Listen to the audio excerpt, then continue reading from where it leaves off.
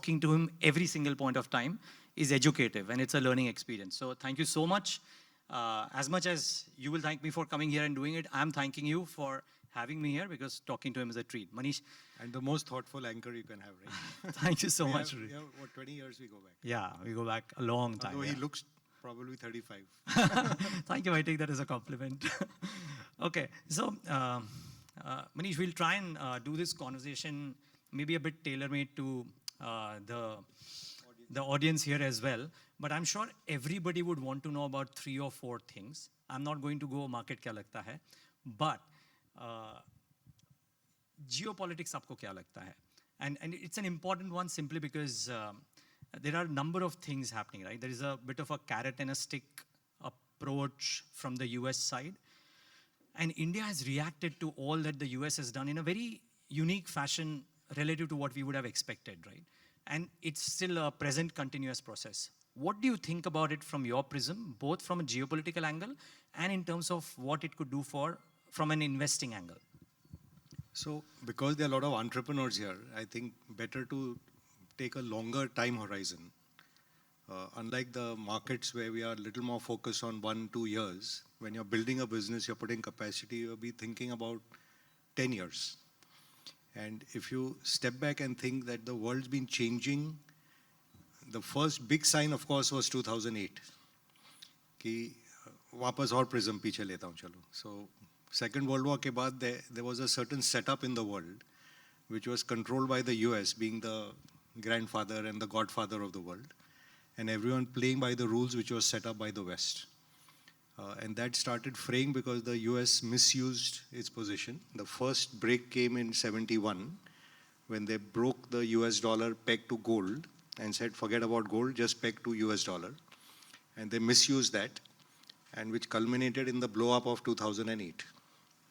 And post 2008, they again misused it tremendously by printing so much money that I think 60% of all dollars in circulation today have come in the last 5 years. So imagine if India had done that kind of money printing, where the currency would have gone. और यहाँ उल्टा हुआ कि our currency, which was 40 to the dollar in 2006, is closer to 90. While the dollar itself has fallen, but what has it fallen against? Because there's no other currency willing to take up that onus of being the reserve currency of the world. And therefore, you've seen this glorious bull market in gold. Gold was $250 in 2002. Siddharth and others would remember. And it's actually outperformed the Sensex without having any cash flows. So you just keep that back of your mind. And post this Russian war, when US said, "Aapne jo reserves bhi create kiye hain, I can take that away also." That has put the cat among the pigeons, that most countries are now not happy to be holding that. And for the first time, you're now seeing the central bank holding of gold has crossed the holding of US treasuries. So it's another big strike against what is going on in the world. And the last straw is now what Trump has done, where with his allies, the way they've been treated, Japan come and fall at my feet and do what I want, Korea come at my feet, UK come at my feet, EU come at my feet. And effectively, the US Treasury Secretary has said that they have all committed $500, $600 billion, which we can use the way we want. So they've effectively taken over your reserves as well now. So it's a very major shift going on in the world. And a new architecture is going to be formed. The currencies are going to change dramatically. And like Lenin used to say that there are decades where nothing happens. And then there'll be weeks where you will wonder, ye hua kya? So it's coming now. I can't say whether it'll happen in a year or two, but say if you're an exporter, you're an importer, and your whole theory is based on ki I will get 90 to the dollar, I will get 120 to the pound. There is a scenario where what if the pound is 40 and not 120? And the moves will be that major because Japan is pretty much bust, UK is pretty much bust, France is pretty much bust. And the currency is just being run on faith. Ki bade set hain, but like purane zamane mein, like, you know, there were big business houses which eventually could not honor their commitments. That kind of scenario is there, which today to us is unthinkable. Because we grew up thinking that these are the big states of the world and they control the world. That's the background. our own background is we are coming from how the Prime Minister says 1,000 years of, going through foreign occupation and then the civilization finally rising back. So we have a very long-term cycle of finally coming out of a bottom. But again, it's going to play over a generation. It's not going to be, in a 5 or 10 years. And in the meantime, China has clearly emerged as the power in the world. The Western press will never admit it, but they are ahead in military terms and technology terms. They've created their own version of SWIFT. They've created their own digital currency. Their trade is already happening in yuan. No one trusts yuan to hold it. But the movement on currency, one is a store of value and one is a medium of exchange. So the medium of exchange bit has slowly been chipped away. And like I said earlier, if gold is taking over the store of value, there's major changes happening in our life. So let me just pause on that for it. So, this is fascinating. A couple of follow-ups to that. So is let's say the gravitation towards gold a bit of a hard asset phenomenon? Because, for example, if you speak to copper aficionados, they say copper is the divine metal. So is this more a drive towards hard assets? Or is it that gold is being singled out, or gold and silver are being singled out as safe havens? And we've seen crypto also coming to the fore. So how do you dissect the two? No, so copper is a metal you use. Silver is also a metal you use. So again, you go back to this break of Bretton Woods in 71, that once they depegged from the gold standard, some of the people are old enough to remember, 70s was the bull market of gold and silver. And the famously Hunt brothers had cornered the whole market of silver. And gold peaked in 1980. The oil prices had also gone to all-time high. And that's when the embargo had come on Suez Canal. Small cars from Japan came and took over. So it's very uncanny, the parallels to now. In the 70s, you had the Nifty 50 in the US, where, Polaroid and Xerox and Yvonne and companies like that were like the Magnificent Seven of today. And then this crisis hits, and the whole trade goes to hard assets. And from hard assets, eventually goes to what were then the emerging markets. So Japan and Taiwan markets went up between 12 and 20 times in that decade. If you'll remember, 87 top of Japan, they took it out only 25 years later, or much more. They've only come back now after 87. So every decade, because of this excess money, very famously Mark Faber says it's like a money tap. कि पैसा pipe में गिर रहा है, but that money, that water has to flow somewhere. So it finds one asset, then it finds another asset, then it finds a third asset, then a fourth asset. So if 80s marked the top of gold and silver, the 87 marked the top of Japan and Taiwan, emerging markets. The 90s we went into NASDAQ. 2000 to 2010 we went into BRICS and commodities and the peak of China. 2010 to 2020 went back to technology. And this decade, if COVID had not happened and this AI mania had not happened, you would have already seen crazy prices for emerging markets and hard assets. And that trade is still on. But Manish, COVID has happened. The AI mania has happened. So the cycles, the 10-year cycle that you famously speak about, the first 5 years have been dominated by the Mac 7 AI-related things. Can it now be a short cycle? The first 5 years were dominated by that. Now we move to hard assets, EM, etc. Do you foresee that? Actually, the hard asset cycle has been moving. It's just we are so enamored by what's happened to NVIDIA that we've forgotten कि यहाँ क्या चल रहा है. So the hard assets have been doing, like gold has been in a bull market, silver has been in a bull market, uranium has been in a bull market. So there is the store of value, medium of exchange is changing. And for us who are like over 50 years old, we go back to gold. But if you're below 30, you don't trust gold. You'll say, I'll buy a Bitcoin. But you're basically saying, I need to keep my money where someone can't just print its value away. And the West is clearly trying to print its way out of trouble. If I owed you $100 and I don't have ability to pay, the best is I inflate up. So I can produce $200 and give you 100 back to you, which is what they're all up to. Yeah. They're just printing money all the time. And we are happy to accept it. So that trade is changing. So and how, even this, sorry, I'll just come, like this NVIDIA and Magnificent Seven, if you realize the Teslas and all have already fallen by the wayside. They're not catching up in terms of profit. 5 companies are still doing the 100, 120 billion profit. but it's become a circular economy like 2000, where you'll remember Cisco was the stock which was leading the world, and Nortel, all these companies were the telecom equipment providers. And we've forgotten NVIDIA is a capital goods stock. And once you're putting up capex to put up the data center, eventually what is the data center being used for is to get some value out of AI. So like the internet was a reality in 2000, the prices were wrong. The business followed 10 years later, but the prices came back maybe 16 years later. So there is a very high probability that a lot of these Mag 7 are not going to show you prices like this for maybe the next 10 or 15 years. Like the latest example was Oracle getting a $200-300 billion boost in one day because they get an order from OpenAI for $300 billion, and OpenAI still has to raise the money to pay for that order.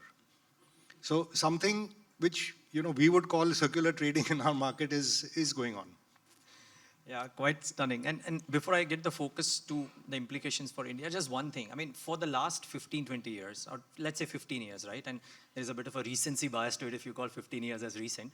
But a lot of essays and thoughts around the US markets, maybe the dollar demise. So the last 20 years I've been hearing about this, right? It doesn't happen. Yeah. So could it last for a lot longer, this whole thing? Well, that's what I said. That I mean, you'll keep seeing, like you said, for decades, nothing happens, and then it happens in weeks.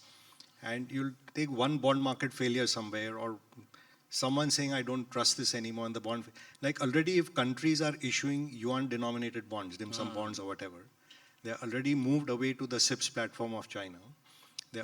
China is doing, I think, 40-50% of their trade now in their own currency. This was unthinkable. Like when the Arabs said we want to price oil in euro, the Americans went hammer and tong after them. You hear President Trump also right now, why is he hammer and tongs after BRICS? Why is he after India? कि आप लोग अपना currency करो, देखो मैं क्या करता हूँ. Because that's their weapon. Yeah. So it's a game which is playing out, and like I said, changes happen slowly and then they happen at lightning speed.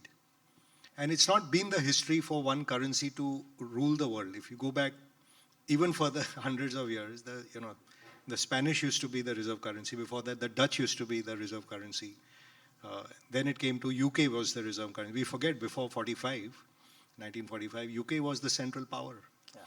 Well, when it goes, it's gone in 5 years. Like would you have imagined in 1942, Gandhiji launches Quit India and no budge. And by 47, they are gone.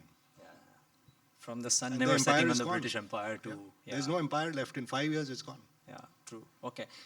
So the implications, and I heard you say that hard assets, emerging markets, etc. So does flows, or does the favor, do emerging markets come in favor? Does India form a part of that bunch of emerging markets which will find favor?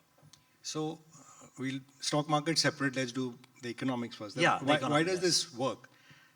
Why does hard asset do well? Because you have inflated the value of things up. So if you were setting up a cement plant, like when I came to the market, a cement plant costed 65 crores. That same cement plant today is probably 650 crores today. So the value of your plant has just gone up, not by anything other than inflation, but your book value, in a sense, is misrepresenting the value of your asset. So what you thought I will buy at 1-time book, 2-time book, now looks like a 10-time book. It's also the same plant. It's still producing the same return. So that's really the hard asset game, whereas gold is a currency. But if you're producing copper and silver based items, for example, the value of that just goes up dramatically. So that's the hard asset bit. Second is, in a world which is starved for growth, with the developed world clearly, now you already have 2 cars and 3 television sets and I don't know how many Starbucks coffees. How much more will you consume? And you now don't have ability to pay. And indeed, in most of the Western world, 80% people, real income has not gone up for 30, 40, 50 years, which is why you're seeing the politics change over there. So the growth is coming from emerging markets. Like that's why China stunned the whole world. Even if India grows at 6-7%, it's twice the rate of growth of the world. The world which is on stimulus. So if you're looking for growth, you will look to India, you will look to Africa, you will look to these kinds of countries that yahan pe growth hai. You will worry about purchasing power. But as that pyramid expands and more people come into consumption, the numbers explode, and then equity markets price on terminal value. Okay, I'm pricing 3, 4, 5, 10 years ahead. So if you're pricing, like we invest abroad as well now, if you're pricing for Japan or you're pricing in Europe, what growth will you put? You think my sales may be actually lower by 10% in the next 2 years. My sales may actually fall by 15%, and you're relying on stock buyback to give you a boost on EPS. So it's very hard to be making money when the demographic profile and the growth profile is all in the rearview mirror. Whereas for us, it is still lying ahead of us. So you can get despondent कि India में आज growth नहीं है, growth slowdown है. But you take, now back to that 5-year, 10-year view, as an industrialist, you take a view कि today I'm selling 4 million cars. Will we be selling 4 million cars in 10 years, or will we be closer to 10 million cars, for example? Will I be still selling a Maruti, or will I be selling close to, say, a Toyota, or whatever the car may become by then? So in that context, there is optimism to make those investment bets. People who are in exports, of course, you have to worry, because what we thought will become China plus one, America is my friend, he will put up capacity here. Nobody is anybody's friend. They buy it because it's cheap. And if the currencies change, it's your problem. Like if these tariffs come, the textile guy over here is told, sorry, buddy, we can't pay the tariff to you. We'll source it from somewhere else. And there's so much excess capacity in China that then you're dependent on how well the government acts to prevent that flood of imports coming in. So otherwise, if you can produce for domestic demand and you're reasonably export competitive, you're on a good wicket. Like there are so many companies I saw here. For example, there was the Ayush hospital chain. अब उसको क्या फर्क पड़ता है बाहर में क्या price है, for example. If you're doing your AI for running the city management, you're not going to give the contract to a Chinese guy or to an American guy. So in that context, it makes no difference to them. So they're all on a great wicket. Whereas someone who's saying, oh, I'm dependent on exporting to Walmart, today it may look great, but tomorrow it may not. So it's those kinds of things which then you have to think about. Okay, but so that's on the economy. On the market side as well, you think it will follow suit, following the economic potential, possible economic growth? So again, market तीसरा cycle है तो I wish I had a graph I could have shown you. So, these guys can imagine if you just want to if you imagine, draw it like that. If you think of economic cycle, the market tends to move first. The market moves. After that, you find actually the real economy moving, and interest rates then move. Or actually inflation follows, and then final is the central bank wakes up, and then they come on the interest cycle. So at the top of the market, when you see interest rates at the peak, the market has actually already sold off much before that, anticipating the tightening. So the market tops first, then inflation tops, and then interest rates top. And same way when it's falling, at the bottom, when you think conditions are terrible, social strife, markets would have given you that pricing already in advance. And in our market context, people saw probably the slowdown of India. They saw probably the growth happening in, like last year or 18 months ago, people said China is uninvestable because he's gone after Jack Ma. You can take your assets away. And that was the time everyone in the markets would have gone and bought China. And from then, the Chinese market is up probably double. And we were singing stories that, look, we perform better than China. China has not produced returns. And now the shoe's on the other foot. The last 1 year, we've not produced returns. And this year itself, China is probably up 40% year to date. So market cycles are a different animal. And you always say you buy the rumor and you sell the news. So abhi jaise the rumor is about GST cuts and this quarter will be fantastic. I would suspect most of the auto prices already discounted that, for example. So in that context, that's how our market's playing out. Okay, interesting. Just one thing on growth, and then I would love to understand how do you think about companies and what companies could do and should do. But one thing on growth, are you optimistic on growth? I'm just trying to understand from your previous answer. Or are you saying that, you know, we are a country with fiscal constraints, etc. There are only as many plays that we can do, unlike the US or some other, or China for that matter. And therefore, we played a card of the GST cut in order to boost consumption because CapEx isn't growing despite the best efforts. Is this the last throw of the dice, if you will? And if this doesn't work, then is there a problem? Or do you reckon that, no, this can work? So Well, realistically, India has not really played the best cards. If you go back and think 2008 when US started printing money, the Chinese followed suit.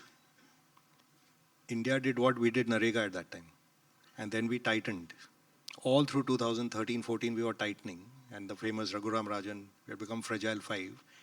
So at a time, like say if China blows up today, they've already spent the money, they've built the infrastructure, they've built the factories.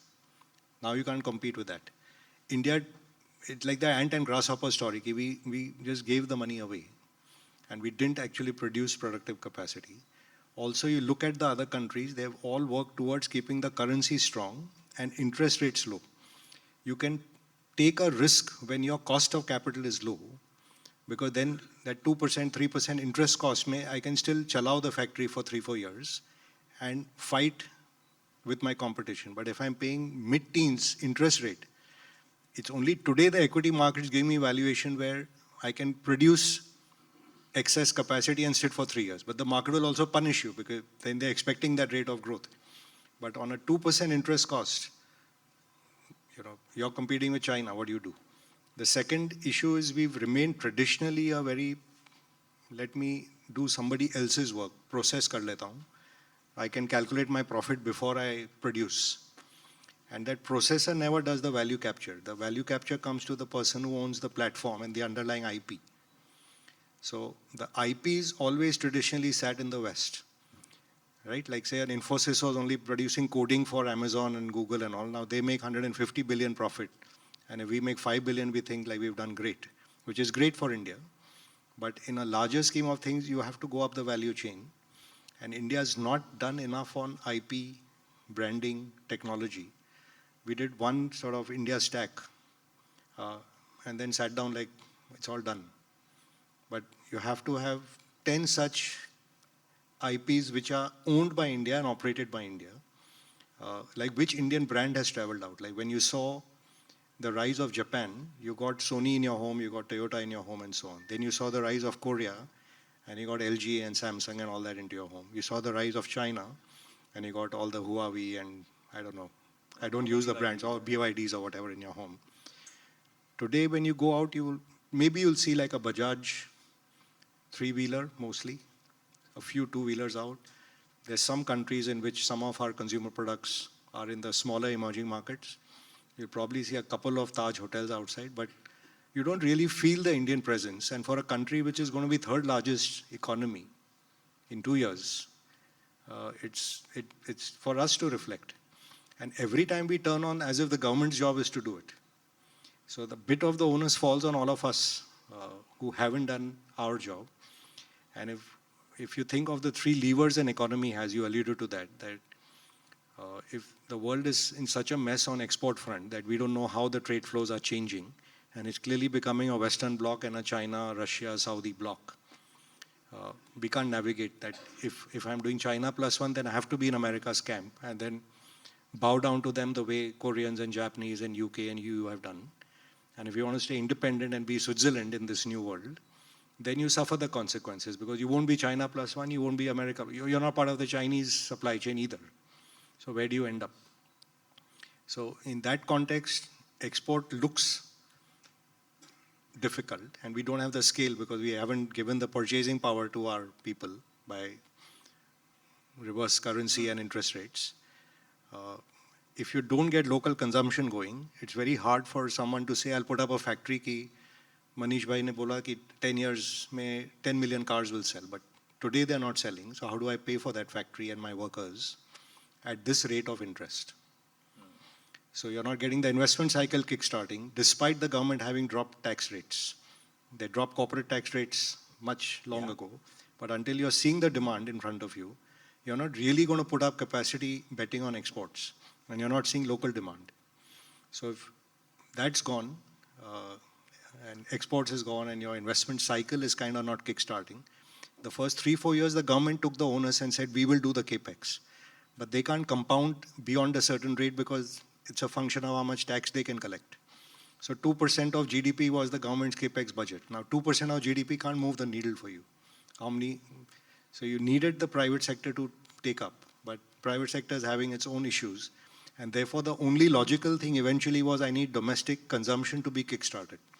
That if people go and buy more cars and they go and buy more white goods, then presumably I will look at that and I will say, let's say, start putting capacity now. So this is a very important bet for India, that this GST cut has to stimulate demand and it has to create jobs, because without jobs, how much of saving can I then go and put back into consumption? But then my first thought will be, let me repay my loan rather than go and spend it. So jobs and tech and branding are the three things to watch out for in the next couple of years. If we crack it, we will move up. Otherwise, currency is gone, and instead of number 3, we may remain number 4 or 5 then. Wow. So it's possible. Yeah, it's possible. So suffice to say कि ना आप मंदी में हैं, ना आप तेजी में हैं. You are in the wait and watch mode right now. See, Mandi Teji is you buy companies bottom up. Like today we were sitting outside, right? Mahavirji discussed 2 companies. We are like, let's buy it. The business is good. What happens to the world, we don't care. So you buy stocks bottom up. You have to sell them top down, because some crisis happens which deflates the confidence of the market, which pushes the price down. Like say today you're living on, I don't know, Nepean Sea Road, and it's the best neighborhood. और वहाँ 4 riot हो जाते हैं. Your flat is still great, your view is still great, but you'll say, this is not a good area to be in, let me get out. Yeah. Like, right, if you're holding a stock in Nepal, Bangladesh, Sri Lanka today, are you holding on or are you like scared? Yeah. So that's the sell-off which comes from the top, it never comes from the bottom. Okay. What should this, I mean, I remember a conversation that we had 2 years ago wherein you said that this is the best time to be an entrepreneur in India, right? कि आप market में हो तो market छोड़ो, but build out a business. Now, what should people who are building out businesses currently in India keep in mind? Because जो valuation, fancy valuations मिल रहे हैं, they are coming out to all IP-led companies in the West, etc. यहाँ पे price to book, you know, per se, or companies which are old economy, etc. are essentially coming up. What should these guys think or cultivate the thought in themselves when they are building out these businesses, hopefully list them in 3, 4, 5 years' time? What should they do? Mahavirji, help me out here. If you're starting a business for valuation, you will never succeed. You have to go to work looking forward to Monday, not going to work on Monday looking forward to Friday. Yes? Well said. And if you're dying to sell your business, it can't be a great business. Actually, you want to own your business for as long as possible because you're enjoying it and it's creating wealth for you. The listed value is a notional number, because as a promoter, 51% तो आप बेच ही नहीं सकते हो, more or less. So at the most at IPO you'll sell 10%, 20%, 25% on thereabout, and then later another maybe 5-10%. Then it's a listed wealth number which is notional, and then you're always comparing, oh, my friend has that much, he has that much. But you can't spend that money. It can't do anything for you other than put you in the treadmill that now every quarter, every year have to deliver greater and greater and greater growth. So what was a pleasurable business may become a stressful business for you in many cases. In few cases, you're on that growth path for 5, 10, 15 years, and more credit to you.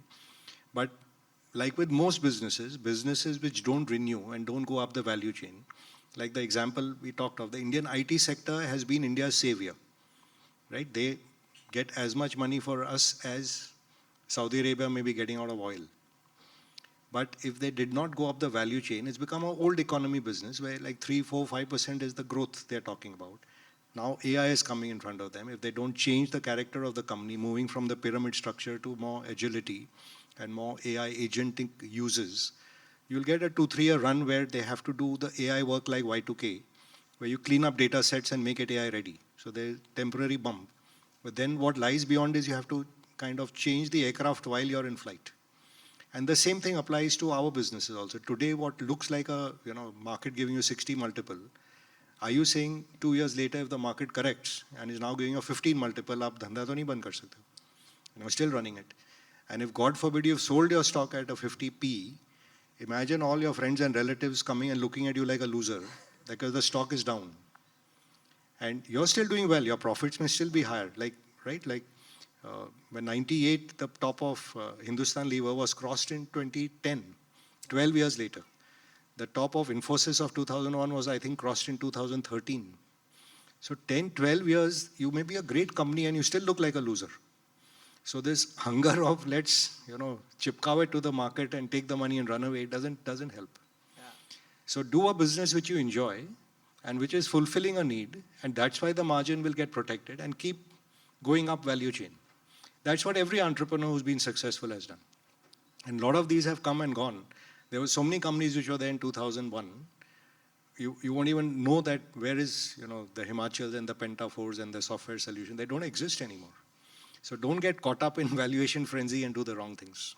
Yeah. Is there a similarity, Manish, that you see between if I can use the term IPO mania? I mean, maybe part of it was visible 23, late 23, early 24, then a pause, and then now currently again, the quantum of IPOs hitting. I mean, I speak about it on air every single day, that, okay, 7,500 crores being raised in 28 IPOs this week, etc. Is there a similarity to, I mean, you are very young, but maybe you were younger a few years back, and you were a more active banker then. Are there similarities, and are there some lessons to be learned? So at one level, I'm delighted with the explosion of wealth which is getting created. I'm delighted with the amount of capital which is going to the entrepreneurs, which is consistent with what I said for 10 years. The money is now being in an entrepreneur, not a stock market investor. Because what business you build is now getting that 10-time book or 30, 40, 50 multiple. And as the investor, you're coming and taking the last 25% at the IPO stage. So the money clearly has been in that. Secondly, it's a good thing that, in a way, Indians priced our assets up while the central bank was pricing them down by letting the rupee depreciate. So we didn't sell our assets cheap.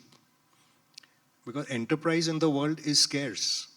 You don't find it. You go to the West, you may go for a holiday and you look like no one's working here. They're like working 30 hours a week. They're going to office and Thursday afternoon say holiday chalu ho jata hai. Friday to kaam hi nahi hai. And that's your way where you will go and beat all these chaps, which is why the Chinese are beating the socks out of these chaps. So in that context, it's a great thing which is happening. The unfortunate reality, though, is, as Mark Faber famously said, at the beginning of the bull market, the entrepreneur has a vision and the investor has the money. And by the end of the bull market, the entrepreneur has taken the money and the investor has the vision. And that is going on now because we are paying very high prices for a lot of certainty into the future. So now the stocks you are buying in this kind of market, at the least you have to think 5 years later, will I still be in this company?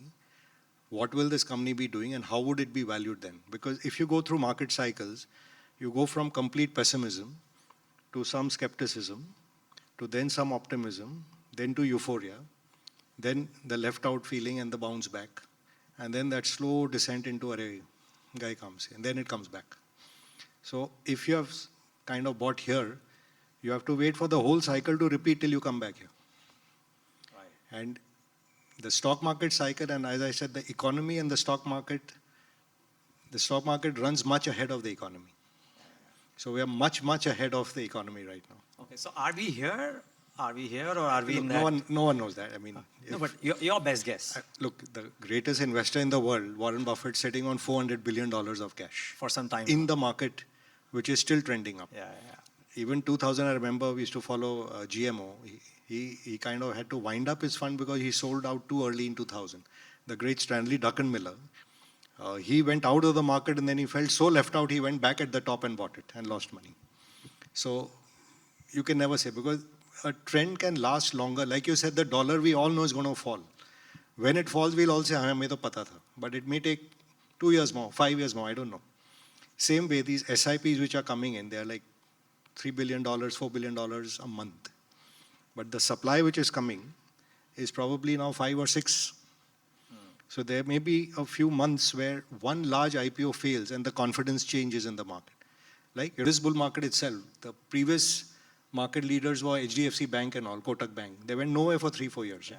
So it's a rotational thing which is happening. I don't think this market just blows up and collapses. But जैसे 90s में हुआ था, we used to call the term कि market सड़ गया. It just went nowhere for 4-5 years. And within that, there was devastation in the small and mid because there's no coverage and then you don't like it and then you want to get out. And even back then, you'll remember Videocon used to do a pre-IPO fund. And very famously, Mr. Shilgikar used to go and write checks to all the companies and just buy them out. So it turns, the cycle always turns. Okay. Okay, would that be such a bad thing, Manish, that the market may stagnate a little? Company को पैसा मिल गया ना, that's the main thing. नहीं, but Company को पैसा मिलना चाहिए, company should be alive, and the company should keep on thriving. The price may come 5 years later. 5 years later, yeah. But as an entrepreneur, your job is you take the money when you get it. You don't say, मेरा profit triple होगा 2 साल बाद, उस time मैं आऊँगा. उस time market नहीं रहेगा. आज मिल रहा है तो आज आप ले लो. Would you caution the entrepreneurs who are trying to, so all I'm saying is that yes, you don't want to do the business with the purpose of listing it, but listing it is a currency for you, and entrepreneurs do want to list them. Would you caution the investor or the entrepreneurs right now against desiring sky high valuations, considering that's always the case? Like I said, look, so right now there's a sustainable price that you can, it's like if you skim the market and you sold it at a high price and then you're down 20-30%, you may be a successful company in your product line, but you'll be seen as a failed company in the financial community. And that blocks you from coming into the market repeatedly. I'll give you an example from your own sector. You remember when Hindustan Times went public, great publication. Sector is terrible, but yeah. And they came at such a top that it's in this market it's always seen as like a failed product. And they could not ever come back and raise money. Now in theory they could have come and said we will do an OTT and we'll also build an internet platform and so on and so forth. But market just shut for them. And remember, your IPO is not the first and last time you will come to market. Because you will presumably, if you're going to grow, you're going to come a couple of years later with QIP1, QIP2, QIP3, or you may sell down your stakes. So what you want is, I'm selling to bring in a new set of partners to diversify my risk out. But if you're coming to say, मैं तो ऊंचे के ऊंचे भाव में चिपका दूं, you are in a sort of dharmic sense, you're taking baddu of so many people. Why would you want to do that? और वो पैसा फिर खिलता नहीं है, फलता नहीं है. You've seen this over cycles. Yeah, it's inevitable. Like I told you, there's so many companies which have taken the top dollar and they've gone bust. Famous cases, I don't want to name them because you're recording, but do things which are morally right. That's the country we are in. It's not a country which does wrong things, and wrong things don't last. They don't last. Nature has its way. That the water finds its level. Okay. This is a nice message. So thank you so much for this. Actually, a round of applause for this because it's a really important message. Yeah. So Manish, thank you for this. A very, very important message. One more thing that I've heard you say recently, in fact, for the last 6-9 months maybe, that now India has become a market wherein almost everything is well discovered. Well researched. Like average Joe on X researches a company as well as a fund manager would, right? How does Manish Chokhani go out looking for or preempting or building his thesis around what will work over the course of the next 5 years, 10 years? So I've said this also publicly, so no secret that we are not the only, Indian equities is not the only asset in the world. We live here, but we are a bit like frogs in the well. There are other assets. For example, gold has done well. Hard assets are doing well. You could even be thinking of terms of property has done well. REITs are actually an option.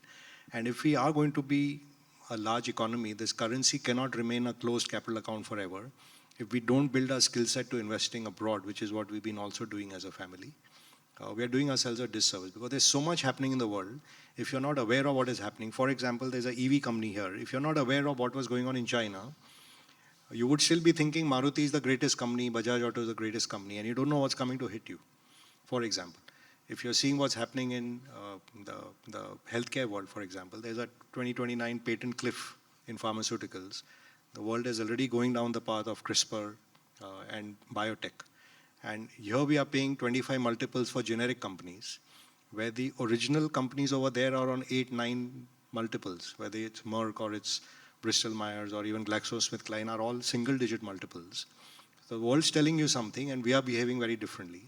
So few things as an investor one has to do. And as an entrepreneur also, because of the businesses we are involved in as well, you have to remain an agile company and continuously keep going up in a sense the value chain so you become more and more indispensable to your client. So it's not just about your product but getting into their processes, getting into their people, because people have an aversion to changing, right? In theory, if you are with a bank or with a mutual fund, they may not be the best performer every year, but that doesn't mean you keep switching all the time. So how do you increase switching costs for your customers in a good way as a business, and how do you keep making your company more and more sort of smarter and more agile? That's really the mantra today. Interesting.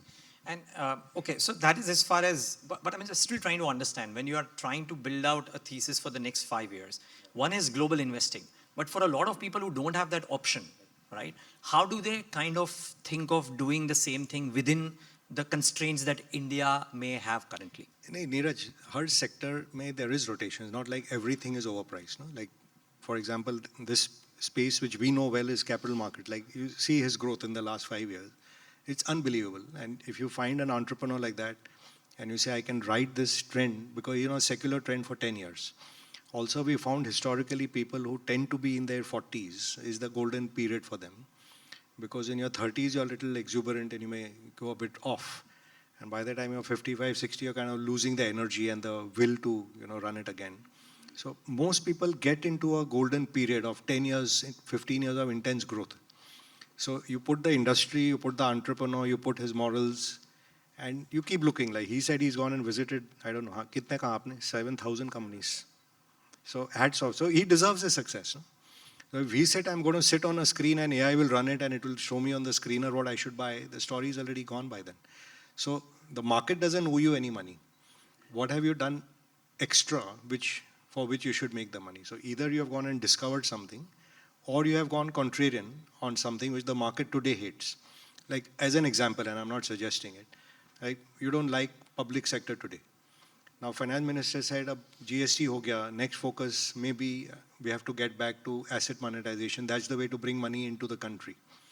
Maybe there's a new cycle over there. You know about energy, that we are the most energy-starved country in the world. How the energy architecture has to change. You're already seeing what's happening. You have, I think, a transmission company as well, right, over here today. Like the cycle which is running for them in that business is incredible. Now, is it fully discovered? Is it discounted in the market? That's for us to figure out. So our job is every day, like we have to be journalists with little more analytical mind, and then as I say, as an investor, I have to take an asymmetrical bet. And I don't have to bet every year. I don't have to bet all the time. In your life, if you make 5 or 10 good bets, you would have compounded ferociously ahead of the market. The entrepreneurs make 2 bets in their life, one company and one when they marry. And they make all their wealth, right? So we get at least 3, 4, 5 chances like that. Activity and achievement have no correlation in this market. You can keep turning over the rocks, but don't fire the bullet. And in a bull market, be very cautious in buying. We say in a bull market, you rent the stocks. And in the bear market, they return to the rightful owner. Well, one lesson out here would be for you to list your business and let everybody take benefit from it. So that is something. Yeah, you can beg Mahavirji to. Okay, but you believe capital markets is a theme like that. India is coming of age in the capital markets. So very clearly, youngsters don't want to keep money in a bank account, earning 5%, then paying tax on it, and then losing against inflation. And still our asset allocation to equity is still very low. So as an asset allocation, we still have a long way to go. And again, like if you're a youngster, the average Indian is 28 years old. You think 20 years. In 20 years, the average market doubles in 5 years. So 4 times in 10. So 8 times in 15 and 16 times in 20. And let's say you're starting from a high base and you get it wrong. You don't go 16, you'll go 10 times. If you go 10 times from here in 20 years, which means 90% of your wealth is ahead of you. Just sink in for a minute. 90% of your wealth is ahead of you. It's not in the past. But if you're in Europe, you're in Japan, it's gone. You can't project this forward. 7-8% growth, 3-4% inflation, I mean double-digit nominal return hai India mein. And the businesses typically will make 15-20% return. Now today you bought the business at 3, 4, 5 times book. But you get periods when you get them at book. Or you get them like, I tell my son, ki, in 5 years, can this company be a 5P? Which means, do I have a view on 5 years? Because 5P means what? I want a 20% return. No? When you're putting a factory, you want a 20% return at least. Nahi to kyun itna mehnat karoge? So if you're not trying to make 20 on the whole portfolio, 1 or 2 stocks, we don't care. But if you cannot see for 5 years ahead in the business and it doesn't then come to a payback value to you, at least from then on, the business return should be your return. So how much for the future are you paying? So when you're buying stocks at 50, 60, 70, 100 times, you're clearly thinking about it for 10 years. कि 10 साल में so and so company will grow so fast कि, you know, even if it's a, I don't know, if you do even 40% compounded for 5 years, you'll be 5 times in 5 years, you'll be 25 times profit. But वो 25 times if I already paid for it, तो मैं क्या कमाऊंगा उसमें? That's true. That's true. So therefore, for people like us, it's hard to buy these very expensive stocks. But there's a market for everything. There are people who have that ability as well. They can ride the momentum and sell it to someone else. That guy may suffer a 70-80% loss. But we like to be owners for longer periods of time. Noted. Okay, last couple of questions. One of them, Manish, I will end with asking you about what you are reading currently, because as I always do, I love to know what you are reading. But before that, Given you a book list.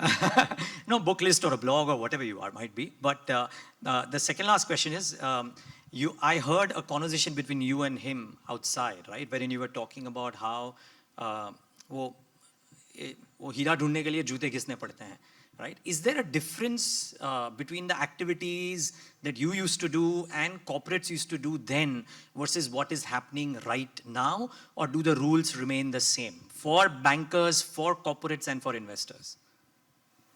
That's a good question. Let me think for a minute.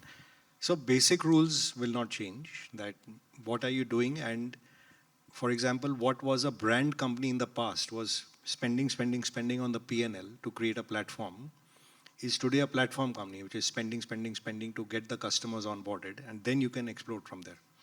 So it's just the nomenclature would have changed, but that's the sort of company that when I occupy someone's mind, I've taken that real estate. So whether it's a brand or it's a platform company, an industry structure, if it comes down to an oligopoly, that's typically when you make big money. So I don't think that changes. I do think the way valuation has gone in the last 10, 15 years with this money printing makes me feel at times that all the finance and math we learned is wrong. And it's now being run by someone who, like, buy a painting. We say it's a Hussein painting and it should be 5 crores or it should be 25 crores. There's no basis for it. I like it, so I want it. And that's what seems to be happening with valuation today, that there's little bit suspension of math. And there's a lot of faith. Like, how did Tesla become almost $1 trillion company? It's an auto company. There will be competition. It was priced at, like, I think that will make $1 million per car at some point. This math can't hold, and it holds. Like you said, the dollar is due to fall. Tesla is due to fall, but it doesn't until it will.